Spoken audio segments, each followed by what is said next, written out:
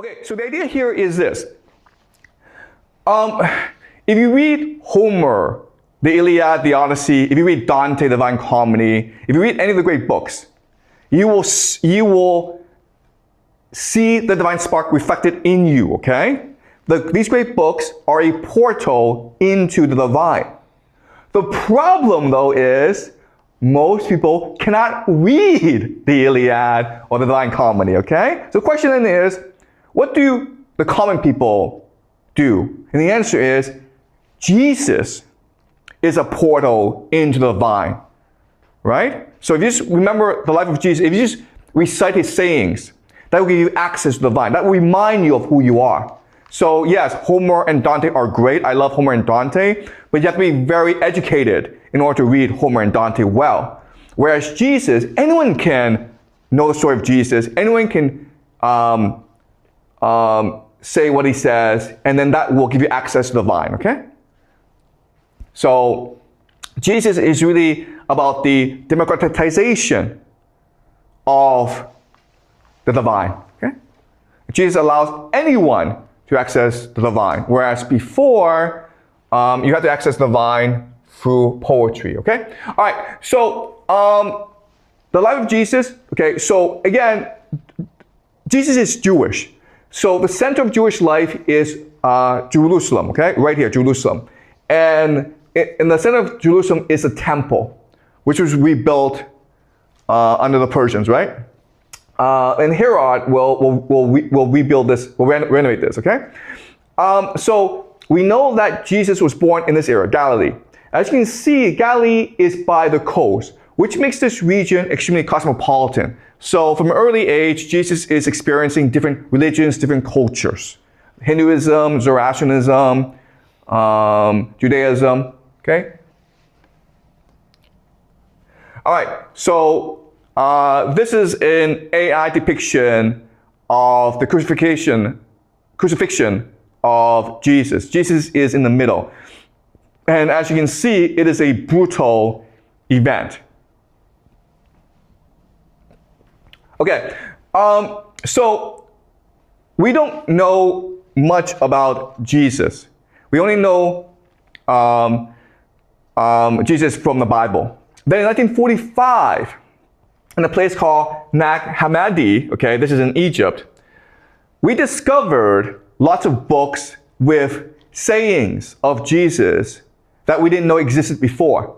So what's important to understand is that after Jesus died, there were many different sects of Christianity that believed different things, and they argued with each other, and ultimately, it was the Catholic Church who won. Why? Because the Catholic Church is run by the Roman Empire, okay?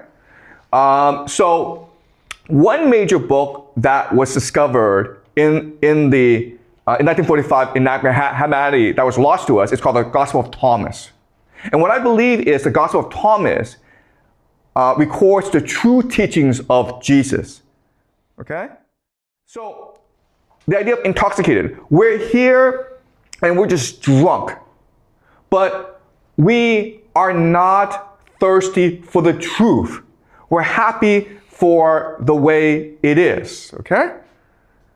All right, and this idea is mirrored in a poem that we read before by Rumi, right? So you may remember Rumi, the Persian poet. He also says this: the world that we live in is a prison for drunks. Okay, so I'm pretty sure Rumi did not read Jesus' Gospel of Thomas. Okay? But they're able to think the same thoughts because they're all being inspired by the same source. Does that make sense? All right, continue, please. Jesus said, "The Pharisees and the scribes have taken the keys of knowledge." This is Gnosis. Gnosis just means knowledge, okay? And hidden them. They themselves have not entered, nor have they allowed to enter those who wish to. You, however, be as wise as serpents and as innocent as doves. Okay, so Jesus hates organized religion. Okay, the Pharisees, remember, are Jewish priests, Jewish leaders, and they create a hierarchy of religion where they say to people, only I know the truth. Only I have knowledge, so listen to me. And what Jesus is saying is, they themselves are ignorant because you cannot access knowledge through hierarchy. okay, through oppressing other people. You can only access knowledge by looking into yourself. So you have to become like the serpent and pretend you don't know anything in order to access knowledge yourself, because otherwise, if you are capable of accessing knowledge, then the priest will see it as a threat and they will kill you. All right? And the serpent, remember, it was a serpent who told Eve to eat from the fruit. And so what Jesus is saying is, it is good and natural to seek knowledge, even if it means disobeying God. Okay? That's what we're meant to do here, to seek knowledge, to seek the truth, to seek love. If the priests stop you from doing so, it's because they're evil. All right? Because remember, the true God, the monad, is pure love, pure compassion, pure forgiveness. He can do no wrong. He's perfection. And if you have the desire to seek knowledge and you believe that knowledge makes you a happier, more fulfilled person, then you should seek knowledge, even if God tells you don't do so. Because if that God tells you don't do so, it means he's a false God. Okay? Keep on going.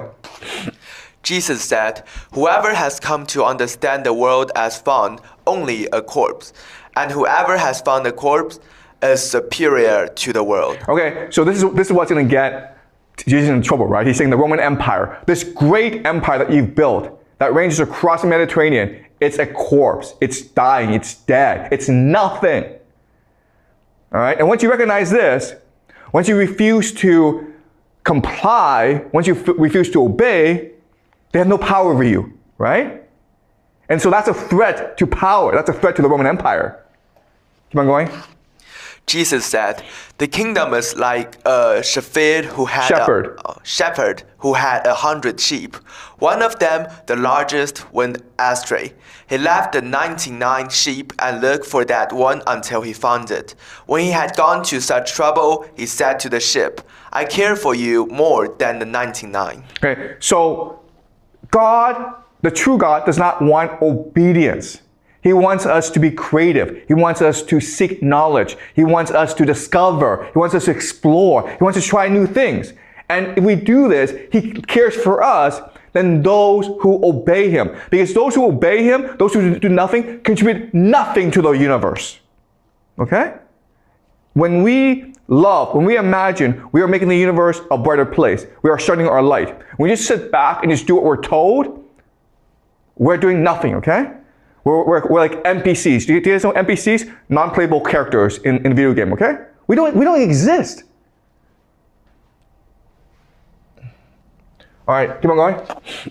Jesus said, "A man had received visitors, and when he had prepared the dinner, he sent his servant to invite the guests. He went to the first one and said to him, 'My master invites you,' he said. 'I have claimed against some merchants. They are coming to me this evening. I must go and give them my orders. I ask to be excused from the dinner.' He went to another and said to him, 'My master has invited you,' he said to him. 'I have just bought a house and am required for the day. I shall not have any spare time.' He went to another and said to him, 'My master invites you,' he said to him. 'My friend is going to get married, and I am to prepare the banquet. I shall not be able to come. I ask to be excused from the dinner.' He went to another and said to him, 'My master invites you,' he said to him. 'I have just bought a farm, and I am on my way to collect the rent. I shall not be able to come. I ask to be excused.' The servant returned and said to his master, 'Those whom you invited to the dinner have asked to be excused.' The master said to his servant, 'Go outside to the streets and bring back those whom you happen to meet, so that they may dine. Businessmen and merchants will not enter the places of my Father.'" Okay, so again, this goes against the empire. What Jesus is saying is the worst people in this world are the rich people. Okay, think about today how we're supposed to worship Elon Musk, right? Because he's rich. What Jesus is saying is, no, Elon Musk is the worst person in the world. Why? Because the divine, the monad, has prepared a great feast for us. When we die, when we go to the monad, we will experience the greatest happiness, the greatest joy. Okay, the monad's inviting us. But the business people are saying, no, I'm too busy. I'm too busy making money. I'm too busy doing evil in this world, so I don't want to go to the stupid feast. So they're the ones who will lose out in the end, even though today we think they've won out. Okay? So that's what Jesus is saying. Jesus is saying, don't worry about the rich and the powerful. They may look happy, but they're not. At the end of days, when we all go back to the monad, we all go back to the vine, they're the ones who will not be invited to the grand feast. Yeah? I have a question that God led us to be creative and like do our thing that we want to do, like seek for the spark. But since we are born, how can we really know the things that what we want to do? I think that requires socialization between other people. But if you socialize, they will brainwash you and affect to let you to seek for materialism. Yeah, okay. That's a great question. And it's a problem, right? Because as you say, your parents, the school, society brainwashes you to believe that only money matters, only grades matter. Okay? And the answer is you have to be brave. You have to be true to yourself. Because you yourself know what is true, right? If we didn't know, then Jesus would not matter. What if 2 billion people believe in Jesus? Because they know that Jesus spoke the truth.